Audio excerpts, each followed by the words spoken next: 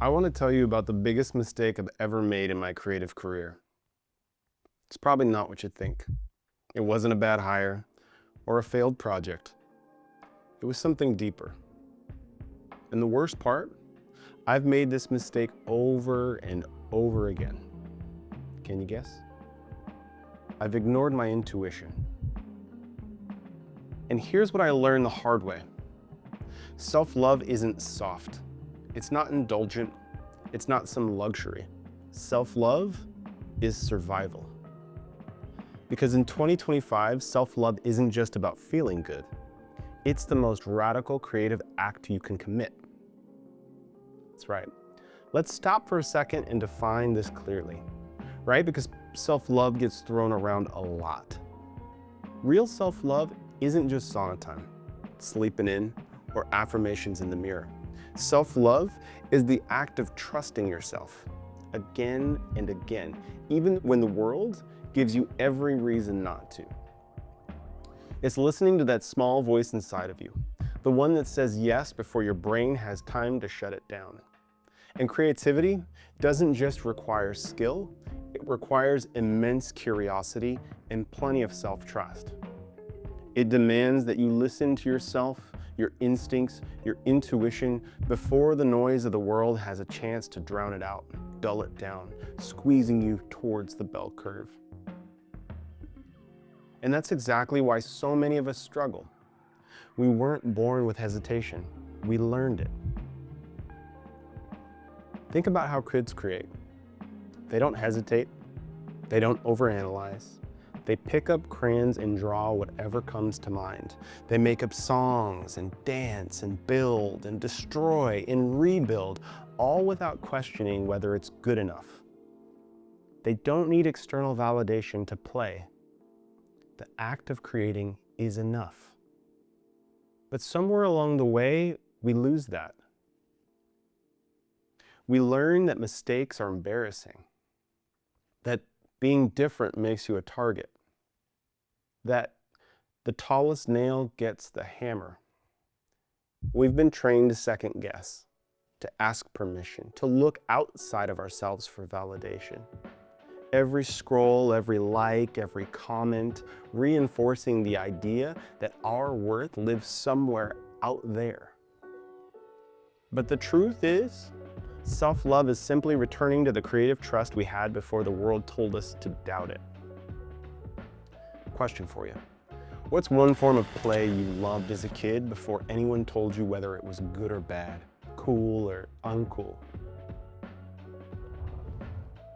And so we learn to hesitate. We learn to compare. We mimic, we shrink. And we've all experienced this firsthand. Have you ever been in a room where you felt like the smallest person there? Like maybe nobody said it out loud, but you knew they were questioning whether you belonged. This was me early in my career. I remember early at LAFC stepping into rooms full of people whose resumes felt heavier than mine.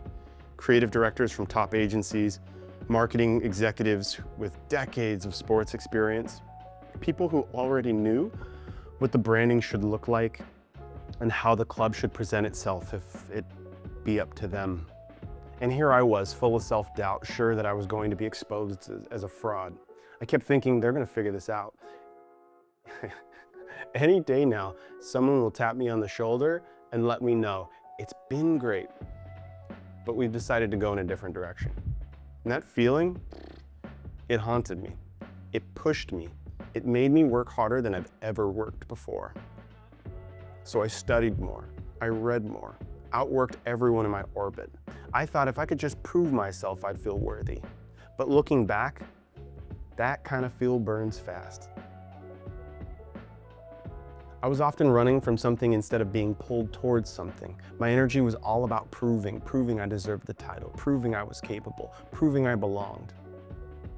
And while that kind of motivation works, it's not sustainable. Because the minute I hit a new milestone, the fear just moved the goalpost. So how did I move past it? I had to shift from being driven to being drawn. Instead of proving, I had to start listening to myself, to my intuition, to the quiet part of me that already knew, that's always known. That shift didn't just change my career, it changed everything. At first, self-doubt just seems internal, a personal struggle, a voice in your head you have to quiet. But if you pay close enough attention, you start to notice something else. That same doubt, that same insecurity, it doesn't just stay inside, it seeps out into how we see others, how we judge them, how we treat them. I see it in my own life. Like in my marriage, I'll catch myself getting annoyed when my wife cuts me off mid-sentence, only to turn around and do the exact same thing to her minutes later, completely unconscious. Fortunately for me, my wife sees it and she lets me know. Or my parenting, when I see my daughter struggling with something I struggled with at her age, or something that I'm embarrassed about myself even now, and my first instinct is frustration instead of patience and love. And every time I react that way, I have to stop and ask myself, is this actually about them? I've got a quote from the renowned psychiatrist Carl Jung, because he didn't think so. He said that everything that is unconscious in ourselves, we discover in our neighbor, and we treat him accordingly.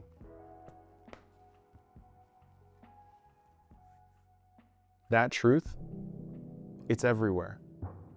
And now, look at the world. We are living in one of the most divided times in modern history. Families torn apart over politics, friendships severed over conflicting ideologies, a never-ending stream of information engineered to make us react, to keep us clicking, keep us at war with the world, with each other, with ourselves. Constantly projecting our lack of satisfaction outward on others. It's their fault, not mine. It's easy to see this as a political crisis, a cultural crisis, but at its core, this is a self-love crisis. Because how we treat others is a direct reflection of how we treat ourselves. If I judge myself constantly, I'll judge others relentlessly. If I silence my own voice, I'll resent those who speak freely. If I don't accept myself, I will struggle to accept anyone else. But when you love yourself fully, unapologetically, you change the game. That's why I love the concept of Ubuntu. Ubuntu is a philosophy deeply rooted in Bantu cultures, particularly the Zulu and Xhosa traditions. It emphasizes that I am because we are. And I've seen Ubuntu in action time and time again. Building LAFC from an idea on paper to an internationally recognized club was one large exercise in Ubuntu. A collective effort, a shared story where each person's contribution amplified the whole. And now, as I step deeper into my next chapter in my personal work, I see that Ubuntu isn't just something I participated in at the club, it's something that I carry forward in my daily movements. My purpose is to connect people to purpose through creativity. And in doing that, I continue to experience Ubuntu firsthand. And this is why creativity is more than just an outlet. It's a practice of self-love. Because every time you create from this place, you're choosing to trust yourself, to back your own vision, to put something real into the world instead of sitting in the sidelines. And one of the most immediate ways to cultivate this trust, I call it sensation curation. Daily, I'll put together words, images, sounds, colors, and textures that hit me at a heart level. I build a mood board or a playlist full of these elements that move me emotionally before I can intellectualize why. I sit with the material, marinating in these sensations, letting them sink in, observing the way I feel, the way my energy evolves, before I even think about creating. And here's the crazy part. This process triggers the exact same dopamine response as doom scrolling on IG or binging YouTube videos. That little hit of yes, more of this. But the difference? Instead of passively consuming someone else's world, I'm prioritizing my sensory experience and investing in my own world. It's subtle, but potent. As soon as my mind trails to the process, how did they do this different? How do I replicate this? I return back to the simple, pure observation of self, and this makes all the difference. Why does this resonate? Why does this spark off in my heart? Where in my values does this come alive? How does this awareness serve me? Got a really great quote from Edward de Bono, who said, there is no doubt that creativity is the most important human resource of all. Without creativity, there would be no progress, and we would be forever repeating the same patterns. That's the thing about self-love. It's not just personal, it's cultural, it's generational, it's global. Because when you love yourself, when you create from a place of wholeness, you change the world around you. Every creative movement, every revolution of thought started with people who trust themselves first before the world did. And in a world that wants you distracted, divided, and small, the most radical thing you can do is take up space, to trust your instincts, to build something real, to create without compromise. So here's the question. What will you create now that we've reinforced what you already know to be true? Not tomorrow, not when you feel qualified, now. Because the world needs you. We need you to fully love yourself.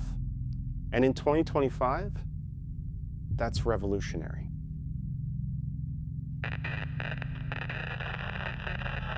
So here's the thing. Self-trust isn't something you unlock once and never struggle with again.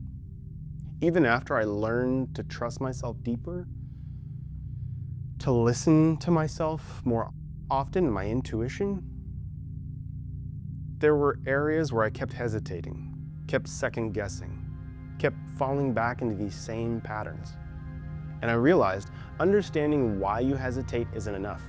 You need a consistent process to rewire your mind, to unlearn healthy thought patterns. We go deeper, exploring the personal, purpose-oriented thinking, these programmed patterns, and the processes necessary to reclaim our self-love creatively.